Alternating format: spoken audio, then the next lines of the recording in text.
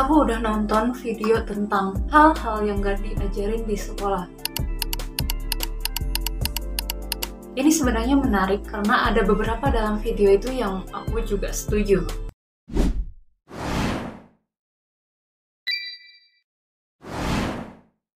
Jadi di video kali ini aku mau membahas beberapa hal yang gak dipelajari di sekolah yang aku ambil dari video-video tadi dan sumber pendukung lainnya di internet yang akan aku bagi ke dalam 5 bagian. Yang pertama, keuangan dasar.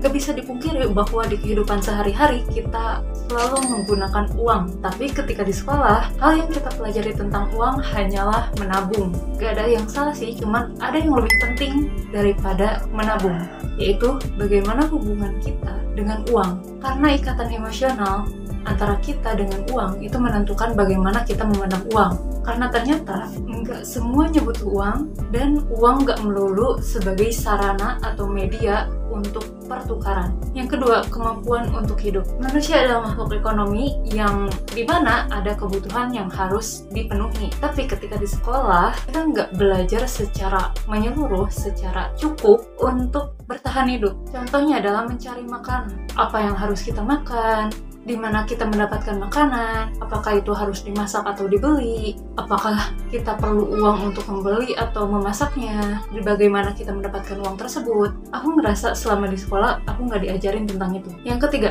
kesehatan mental.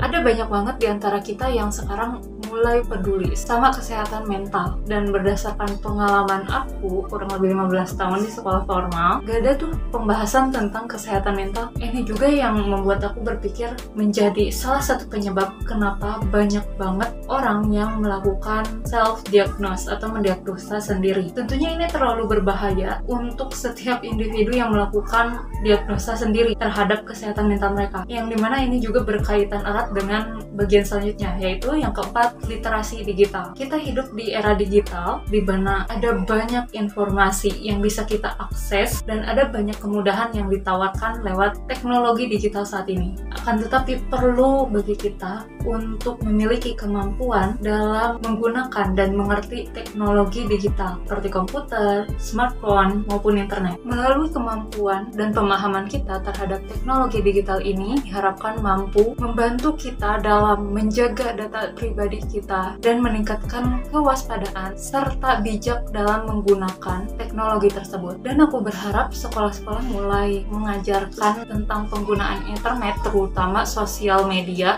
yang aku yakin setiap siswa di sekolah sekarang itu memiliki akun sosial medianya masing-masing. Jadi aku berharap banget siswa-siswa ini dapat menggunakan sosmed tidak hanya untuk mengejar popularitas, tapi juga bisa membangun dan membentengi diri mereka di sosial media. Yang terakhir, kesimpulan, kita sadari bahwa perlu banget nih untuk kita paham keempat hal ini. Sekolah sendiri mempunyai keterbatasan, tapi perlu digarisbawahi bahwa banjirnya informasi dan semakin cepatnya perubahan mendorong kita untuk beradaptasi lebih cepat juga. Video ini tuh sebenarnya menjadi suatu evaluasi, terutama untuk aku yang juga merupakan salah satu tenaga pengajar di sekolah, dimana perlu adanya penyesuaian yang tepat dalam mengajar. Dan aku berharap untuk kalian yang memiliki kesempatan belajar, baik itu di pendidikan formal, non-formal, lingkungan sekitar kalian, atau dari internet, untuk memahami dengan bijak apa yang udah kalian peroleh. Karena apakah itu udah diajarkan atau belum, itu tergantung pada diri kalian masing-masing. Apakah kalian perlu atau tidak, apakah kalian sudah lupa pada materi-materinya, dan faktor lainnya. Sekian video kali ini. Klik tanda suka jika video ini dapat membantu kalian. Isi kolom komentar jika ada hal yang ingin kalian sampaikan atau diskusikan. Dan klik tombol subscribe untuk video-video menarik lainnya. Terima kasih sudah menonton. Assalamualaikum warahmatullahi wabarakatuh. Dan bye-bye.